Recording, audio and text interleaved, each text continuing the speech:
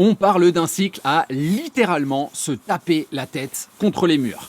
Mon ex hésite. On avance, on se rapproche, c'est plutôt agréable, et là, bam, affirmation de pacte, et on est reparti mon kiki, et puis on y arrive de nouveau, et on se rapproche, et là, bam numéro 2, etc., etc. Le CD semble rayé. Pourquoi cette situation? Comment s'en sortir? C'est la question que nous nous posons, et comme d'habitude, on y répond juste après le générique.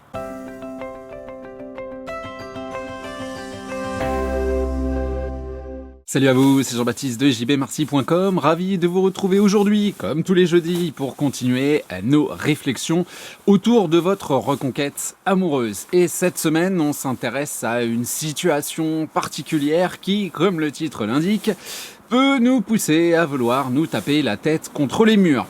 Le cycle infernal. Alors très simple à expliquer, hein. On a une belle communication, ça se passe bien, on se voit, on se rapproche, la personne face à nous hésite, et puis là, hop, volte-face, on nous explique que c'est une mauvaise idée, qu'il faut peut-être arrêter de se voir, qu'il faut limiter la communication, que se remettre ensemble serait beaucoup trop risqué, que c'est pas ce qu'on veut, qu'on a pris la décision pour une raison précise et qu'on est incompatible, que ça marche pas. Bref, on va avoir face à nous une réaffirmation du pacte en bonne et due forme, quelque chose qui nous coupe un petit peu les ailes, sur lequel on a un petit peu de mal à jongler, et puis petit à petit, à travers le fait de marcher sur des œufs, peut-être aussi de laisser un petit peu de temps à l'autre pour réfléchir, on va revenir avec les mêmes principes de dynamisme, de sourire, et on va se relancer dans la boucle, on va de nouveau faire tourner le CD avec donc une phase de communication, du rapprochement, etc.,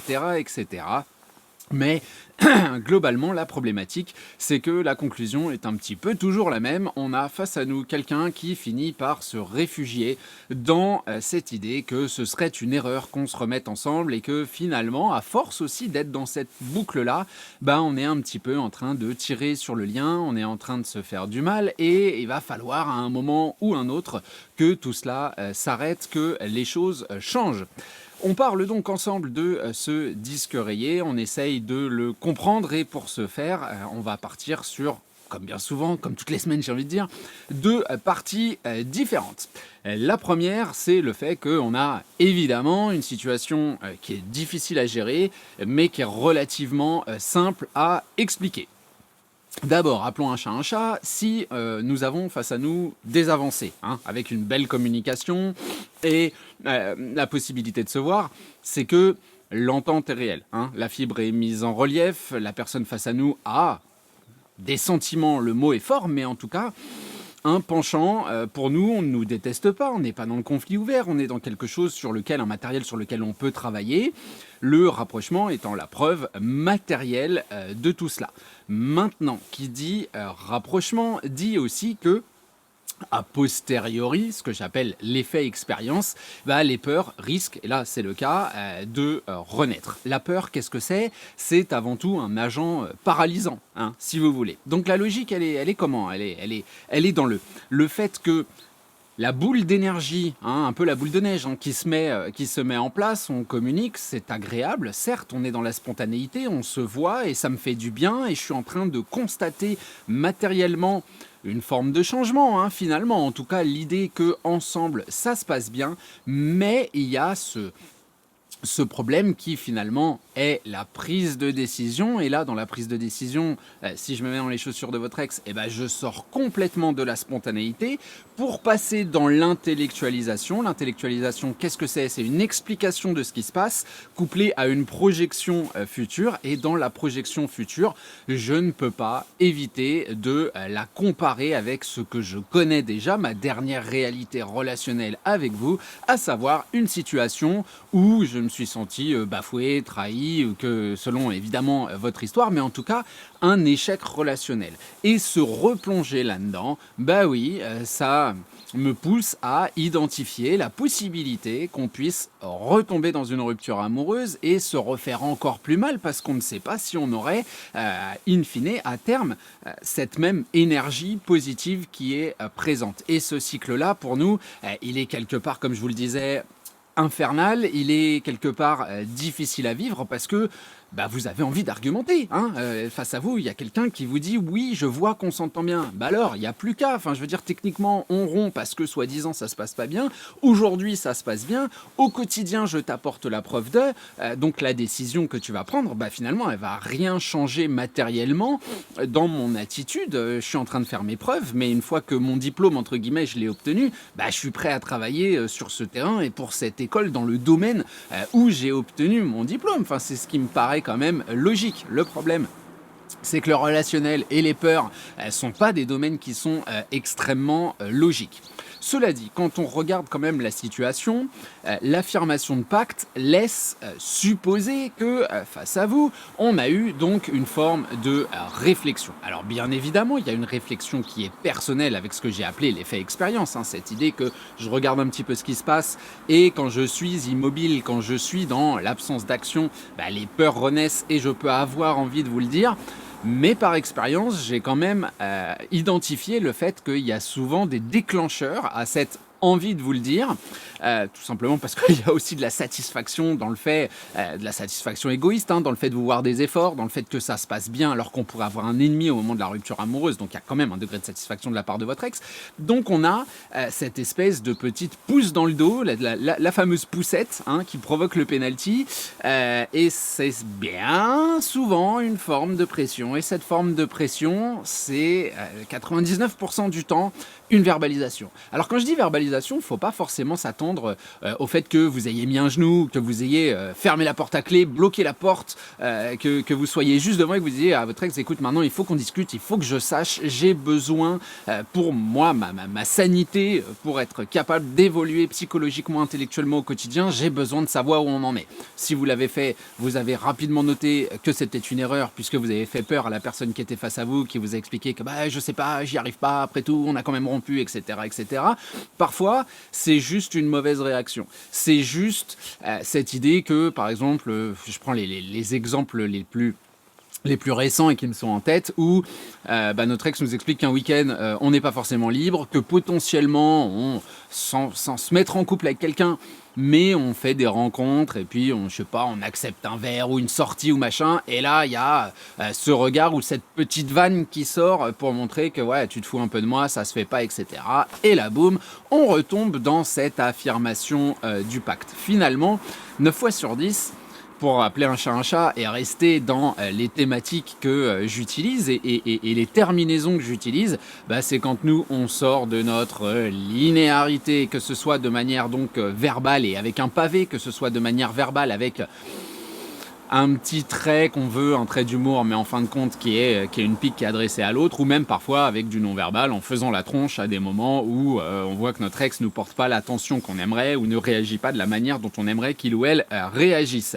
La première idée qui me vient en tête et que on comprend assez simplement, c'est que plus on est dans la linéarité, plus on favorise la spontanéité, et bien moins la personne face à nous ressent cette pression et ce besoin de vous apporter une réponse. Parce qu'il y a ça aussi, hein, il y a l'idée que non seulement je ne sais pas, j'ai peur, mais en plus avec des réactions de ta part qui semblent me faire dire que je devrais choisir telle ou telle chose.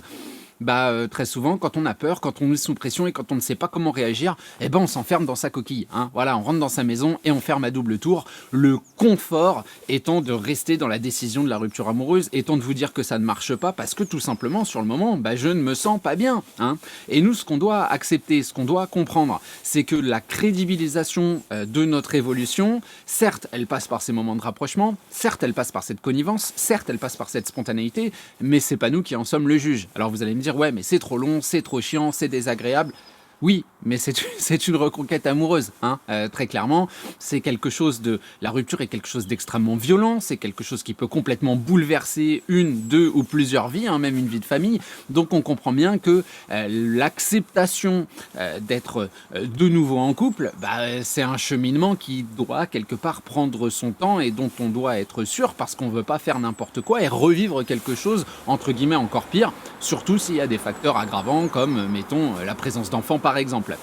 Donc on est dans cette idée que 9 fois sur 10, on est dans une volonté d'officialisation, ce qui pousse l'autre à réaffirmer pas mal de choses et donc à relancer le cycle. Et ce qui nous rassure quand même, c'est que oui, on doit ressentir quelque chose pour nous, sinon on n'accepterait pas de le relancer, hein, le disque. En tout cas, tout cela nous permet d'arriver sur notre deuxième partie, qui est un poids des mots à remettre en cause. Hein, et ça reste excessivement intéressant. Cette situation, certes, elle est excessivement frustrante et je la rencontre de nombreuses fois et je sais qu'on fatigue. Hein, on a vraiment l'impression de courir ce marathon, que la personne court avec nous et puis tout à coup, on a l'impression qu'elle est dans l'équipe d'en face. Donc il y a des déceptions, il y a pas mal de choses. Cela dit, ça nous montre un des conflits les plus intéressants et les plus vivants présents depuis la rupture amoureuse et dans la reconquête amoureuse entre la spontanéité et l'intellectualisation. S'il y a une phrase que je répète absolument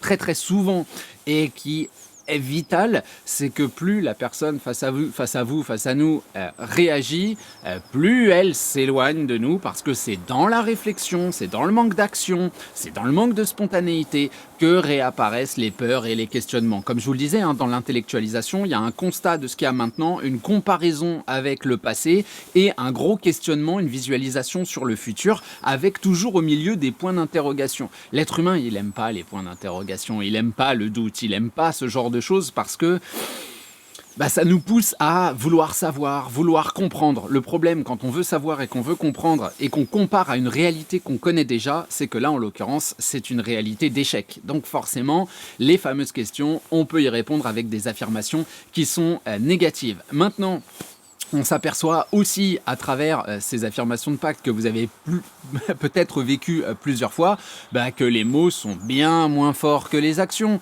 que les mots sont bien moins forts que l'énergie, que les mots sont bien moins forts que le sourire. Certes, ils sont là, certes, il fait mal. Et puis, il y a toujours ce petit moment juste après où il faut se réadapter, où on marche un petit peu sur des œufs et où la frustration nous fait dire cette fois, c'est définitif. Je sais que j'ai vu un nombre d'histoires incroyables où il y a ce genre de cycle qui est présent et où à chaque réaffirmation de pacte, on me dit non mais là JB, tu comprends bien que là, ce coup-ci, c'est terminé. Hein, tu vois bien, très récemment, quelqu'un avec qui on reprend la communication, ça se passe bien, et puis là, boum, on est bloqué parce qu'il y a des peurs qui apparaissent et on me dit tu vois JB, c'est terminé, c'est impossible, c'est inimaginable, etc. 2 jours plus tard, on est débloqué, fin de semaine, on a un rendez-vous. Donc on voit que cette idée-là, alors parfois elle est très compressée dans le temps et puis parfois elle s'étale beaucoup plus. Tout dépend de vous, du contexte, de l'environnement et de la personne que vous avez face à vous, bien évidemment, mais on voit que le poids des mots est extrêmement faible par rapport à l'énergie qu'on diffuse. Et ça, moi, je trouve que c'est un super moteur d'espoir parce qu'il faut comprendre que, certes, il y a cette énergie qui, finalement, est relativement positive, qui est présente, et que nous, notre boulot, c'est de la canaliser et de toujours l'emmener le long du même tunnel. Donc nous, ce qu'on veut faire, c'est simple, c'est chiant, mais c'est toujours cette idée de marathon, c'est cette idée à tout prix d'éviter la pression que la personne face à nous ressent, parce que dans ce genre de situation, quand on a, alors j'aime pas dire ce genre de profil, parce que j'aime pas catégoriser les gens, mais si vous voyez que votre ex a tendance à se laisser, approcher, à être même peut-être dynamique avec vous, et tout à coup à faire marche arrière, commenter ces marches arrière, c'est la dernière chose à faire parce qu'elle risque d'être de plus en plus violente. Maintenant, l'image que moi je voulais vous partager pour conserver espoir dans ce genre de situation, c'est un peu l'image du rugby, l'image du gagne-terrain ou du football américain, c'est la même logique. Hein. Le gagne-terrain, je ne sais pas si vous connaissez, alors j'étais gamin, je devais avoir une dizaine d'années, je fais du rugby 1 an, à Tismons dans le 92, on s'en fout, mais bref. Et pendant les entraînements, on faisait ce qu'on appelle le gagne-terrain. Donc tu as 2 équipes, tu prends ton ballon, tu tapes au pied le plus loin possible, l'équipe d'en face récupère le ballon, et une fois qu'il est arrêté, s'arrête de bouger, c'est à eux de taper avec le pied, pareil, on arrête le ballon soit au vol, soit au sol, et chacun tape jusqu'à ce que l'une des équipes se retrouve dans l'embut de l'autre. On peut prendre une autre image, c'est la guerre des tranchées, un peu plus violent avec des corps ou des morceaux de corps qui volent un petit peu partout, mais l'idée elle est là. Il n'y a absolument rien qui nous dit que quand le cycle reprend, quand le coup de pied nous revient, la personne face à nous gagne la même distance que celle que nous on a gagnée. Et moi ce que je vois c'est ça, c'est de se dire que même après une réaffirmation de pacte, quand quand on remet les choses d'aplomb, quand on est de nouveau dans le dynamisme, et puis j'ai envie de dire le plus longtemps on arrive à tenir notre linéarité, plus on en gagne du terrain. Alors où sera le déclic? Ça malheureusement c'est quasiment impossible pour moi à analyser, parce que ni vous ni votre ex ne le savez. Ce sera une énergie à un moment donné, alors souvent dans des mouvements éloignés de notre environnement propre et proche, parce que c'est là qu'on se sent un peu moins jugé, un petit peu moins observé, mais l'idée est véritablement là. Alors je sais que quelque part il y a quelque chose d'un petit peu pernicieux, c'est que oui, avec ces réaffirmations de pacte, votre ex semble envoyer le message que il faut que vous arrêtiez et que ce serait plus simple. Et c'est vrai que ce serait plus simple. Et c'est pour ça, c'est là que votre courage et votre motivation sont questionnés. Bien sûr que ce serait plus simple. Et d'un côté, votre ex veut que vous arrêtiez. Parce que dans ces phases-là, et dans la constatation de cette espèce de schéma qui revient, bien évidemment que la notion de souffrance est à prendre en compte. Mais en même temps, il y a aussi la notion de satisfaction, comme je vous le disais tout à l'heure, du fait que vous fassiez des efforts et du fait qu'on ne se déteste pas. Et la plus grande des simplicités serait effectivement que vous arrêtiez, que vous disiez, écoute, moi j'y arrive pas, je peux pas, j'ai besoin de stabilité, j'ai besoin d'autre chose dans ma vie, et ce serait votre choix, et un choix qui est pas mauvais en soi, il n'y a pas de mauvais choix, il y a votre choix, et quelque part, on arriverait à se libérer. Mais la question, c'est où est l'amour dans tout cela? À mon sens, dans ce genre de situation en tout cas, il est présent. Et qui a dit qu'amour et simplicité devaient rimer?